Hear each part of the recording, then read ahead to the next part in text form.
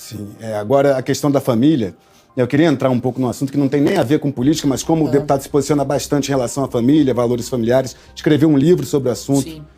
É pai de uma menina, tá com quantos anos sua filhinha? Vai fazer 1 ano mês que vem. Vai fazer 1 ano. Passa rápido. Eu queria entrar numa questão que gerou polêmica nos últimos dias, que foi o fato de a atriz Cláudia Raia dar um vibrador à filha de 12 anos para que ela explorasse o corpo dela, se conhecesse, e isso gerou uma repercussão muito grande. E como um parlamentar que se posiciona nesses assuntos, nessas questões, eu queria saber a posição de Nicolas Ferreira em relação a Cláudia Raia sobre o vibrador que ela deu à filha de 12 anos, que ganhou uma repercussão bastante grande essa história. Olha, do mundo eu espero isso mesmo. Eu espero que a pessoa faça isso, que ela faça tatuagem no ânus. Não tem muito o que se esperar do mundo. Essas pessoas, elas vivem dessa forma. Vivem de forma depravada, vivem uma falsa virtude, né? Onde todo mundo é intolerante, menos eles. Onde todo mundo é ruim, menos eles. Então isso é típico dessa turminha. Condeno e muito. Afinal de contas, as crianças hoje em dia, você vê que cada vez mais estão perdendo a sua inocência. Cada vez mais estão sendo expostas a uma sensualidade, sexualidade precoce. E isso gera efeitos muitas vezes irreversíveis para crianças. Na sua opinião? Eu vejo que quando você coloca, por exemplo, uma sexualidade exacerbada numa criança, você está queimando etapas. Nem mesmo a sua própria formação ali, digamos assim, sexual, está completa, a estrutura psíquica ali da criança ainda está em formação. Quantos de nós, quando faz 18 anos, acha que a gente é adulto, passa 2 anos e fala, meu Deus do céu, olha como é que eu agia, como é que eu fazia, quem nunca, né? Namorou na adolescência e fala, meu Deus, eu não faria isso nunca na minha vida, tendo a mentalidade que eu tenho hoje. Então, eu vejo que, assim, é um atentado mesmo, sabe? Contra a própria filha dela, que de fato deveria ter ali a sua inocência preservada, deveria ter as coisas na sua etapa. Mas hoje a regra do mundo é, faça aquilo que te faz feliz. Essa frase, se tivesse uma assinatura, teria escrito Satanás embaixo. Porque o que te faz feliz nem sempre é aquilo que vai ser bom pra você. De hoje as pessoas são viciadas e escravizadas pela felicidade. Então, se vai fazer bem sexualmente pra minha filha dar um vibrador pra ela, vou dar um vibrador. Então, assim, é uma mentalidade deturpada, uma mentalidade imoral, sabe? Uma mentalidade realmente, assim, apodrecida de uma mãe que não tem nada pra oferecer pra filha e o que sobra, oferecer um vibrador. Tudo o que ela tem pra oferecer pra filha dela de melhor é, de fato, um objeto pra poder gerar prazer na sua filha. Realmente é um passo, assim, posso falar, espiritualmente falando, é um passo grande e largo, próximo ao inferno. E o empresário Pablo Marçal, qual a sua opinião sobre uma possível candidatura dele à presidência em 2026? Olha, o Pablo disse em entrevistas de que ele não sairia candidato à presidência da República se o Bolsonaro também fosse. A postura do Pablo, eu já deixei bem claro quanto a algumas contradições, no sentido de anteriormente, né, quando ele foi candidato à presidência da República em 2022, ele atacava tanto o Bolsonaro quanto o Lula, falava que os dois eram o mesmo, enfim. E logo depois apoiou o presidente Bolsonaro e agora, enfim, também na eleição para a prefeitura se colocou como um cara de direita, sendo que anteriormente estava falando que direita e esquerda eram conceitos ultrapassados e que, enfim, deveria ser governalista, alguma coisa assim que ele gosta de falar. Mas, deputado, o senhor apoiou o Pablo, simpatizou, demonstrou simpatia ao Pablo na eleição à Prefeitura de São Paulo em 2024.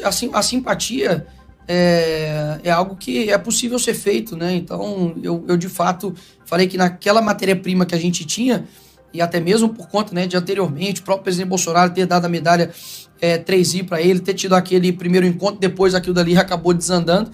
Mas dentro das opções ali, realmente, na matéria-prima que tinha para poder ter a opção, eu achei, enfim, falei, olha, realmente, se eu pudesse ali escolher, eu acredito que seria isso no primeiro turno. E falei realmente com relação ao primeiro turno. Agora, o ponto principal ali, que eu acredito que a gente tem que levar em consideração, é que o Pablo desgastou bastante a esquerda, né? Com relação, por exemplo, ao Boulos. Depois fez uma live com o Boulos. É esse tipo de atitude que realmente as pessoas ficam sem compreender. Você achou incompatível? Eu achei incompatível da parte dele. Muita gente, por exemplo, acaba me perguntando, né, qual que é a relação, por exemplo, né? Pessoal, e contra fatos não há argumentos. Nicolas tem se destacado e as pautas que ele defende com certeza são pautas relevantes, são pautas que defendem aí os direitos do povo brasileiro. Pessoal, com certeza tem se levantado líderes que defendam aí as pautas conservadoras, que vão contra as ideologias aí esquerdistas, que só querem a cada dia mais o pior para o povo brasileiro, porque cadê a picanha aí tão prometida pelo presidente Lula? Cadê aí o acesso à saúde, o acesso à educação? Pessoal, o que nós vemos é que a taxação aí dos impostos a cada dia aumenta, o preço dos combustíveis está cada vez maior, a cesta básica, pessoal, nem se fala, o povo aí tem lutado para conseguir o básico e o povo brasileiro com certeza precisa de pessoas, de líderes que defendam aí as pautas conservadoras, que defendem o melhor para a nação brasileira. Por isso eu te peço que se inscreva no canal e para mais vídeos como estes, deixe aqui o seu comentário e até o próximo vídeo. Como é que é a sua relação com o Pablo Marçal? Vocês têm uma relação de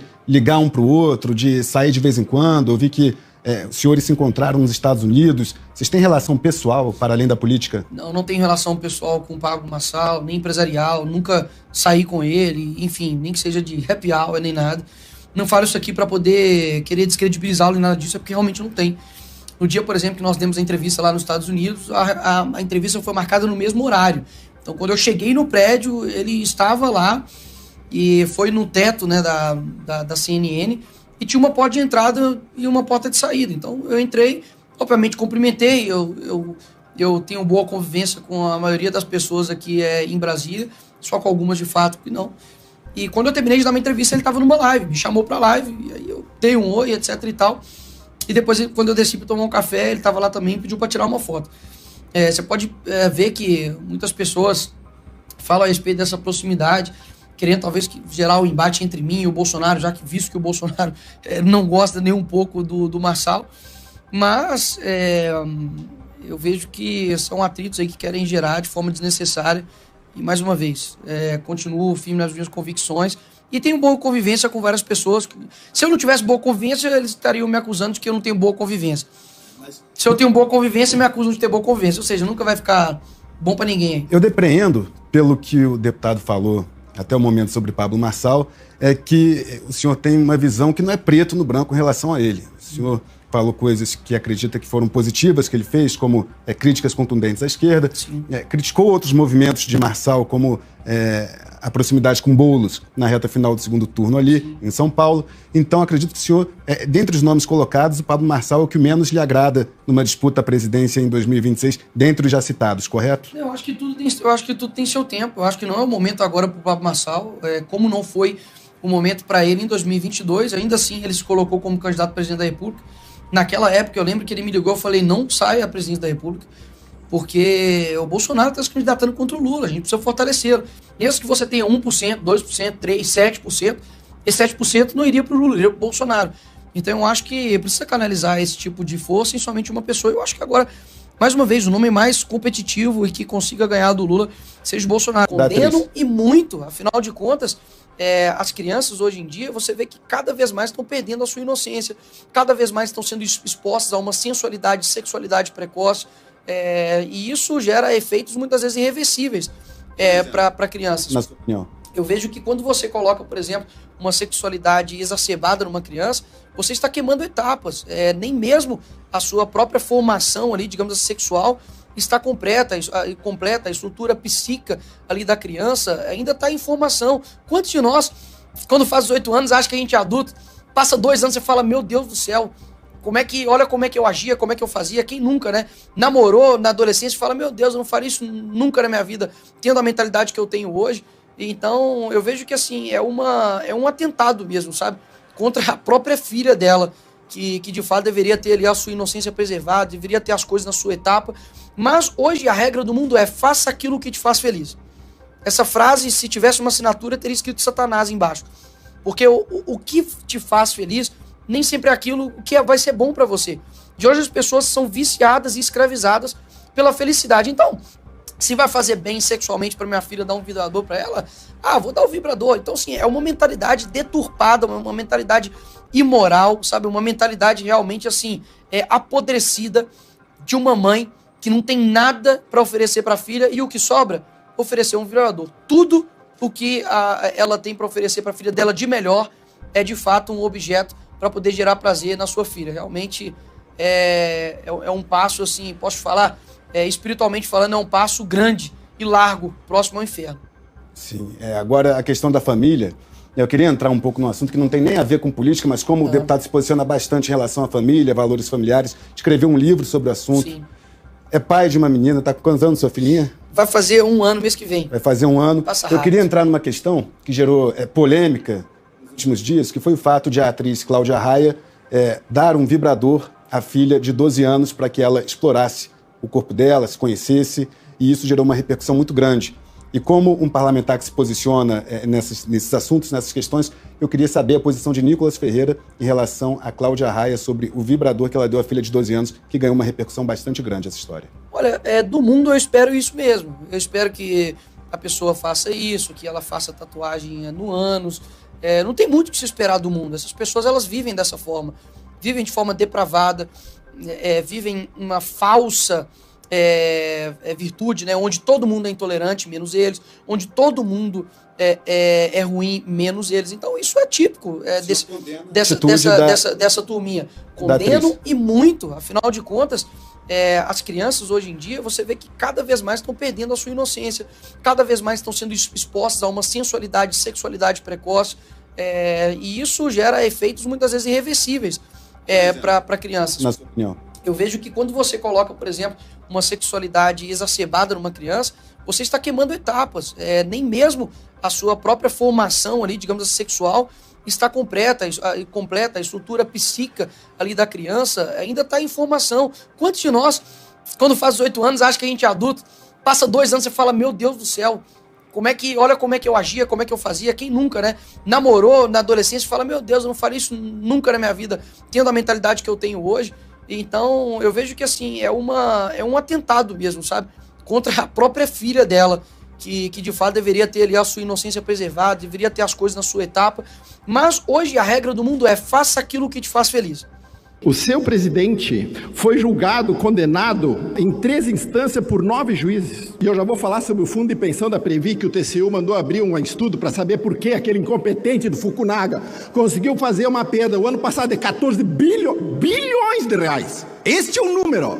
Num fundo de pensão, quando o cara foi nomeado, eu disse, vocês estão de brincadeira que vocês vão botar um sindicalista formado em história para gerir o fundo de pensão depois de tudo que o PT fez com os fundos de pensão em 2015 nesse país.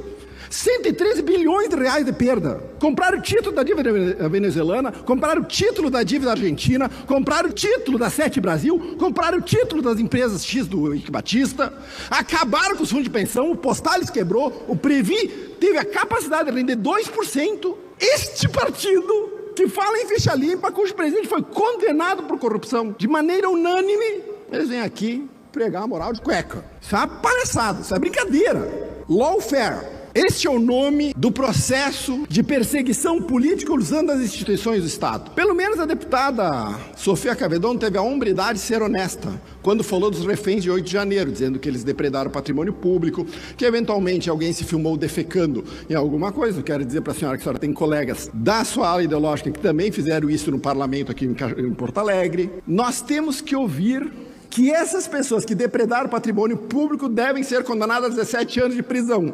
Uma pena maior que o presidente Lula tomou de 9 anos depois do mensalão. O deputado Jefferson Fernandes disse que o presidente Bolsonaro roubou aqui. O deputado Nicolas Ferreira disse que o presidente Lula era ladrão e ele está sendo investigado pela Polícia Federal. O presidente Lula foi condenado por isso. O presidente Bolsonaro, os caras não acharam nada que diga que o presidente Bolsonaro desviou 1 centavo. O presidente Lula ganhou 3 relógios, um deles foi do Gaddafi, e outro que ele ganhou, usa no pulso, custa 80 mil reais. O presidente Bolsonaro está sendo culpado por ter ganho um Rolex e não ter devolvido. O presidente Lula usa o relógio que ele ganhou no pulso, um Piaget de 80 mil. Esta é a lei. Para mim, os rigores. Para Lula, qualquer coisa. Está liberado, ficha limpa, ele e João Vacari Neto, o ardiloso arquiteto dos rombos do fundo de pensão, que hoje ainda tem influência na Petrobras e tem influência na indicação dos gestores de fundo de pensão do Brasil. 2,1% foi o rendimento do fundo de pensão conservador da Previ em 2024, sob gestão do Fukunaga.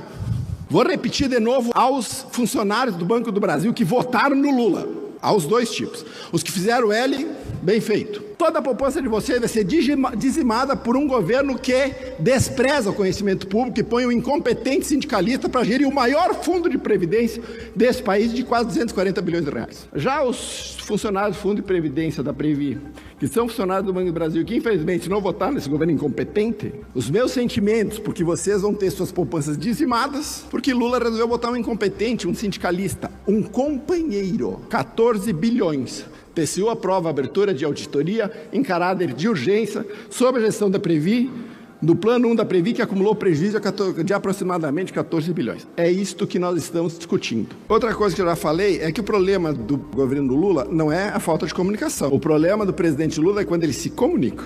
Se o Sidônio Palmeira foi chamado para tentar resolver o problema de comunicação e vai fazer o presidente Lula falar em entrevista coletiva, eu já vou dizer para vocês que a estratégia está redondamente equivocada. O presidente Lula falou o seguinte: uma das coisas mais importantes para que a gente possa controlar o preço é o próprio povo. Você sabe disso. Se você vai no supermercado aí em Salvador e você desconfia que tal produto está caro, você não compra.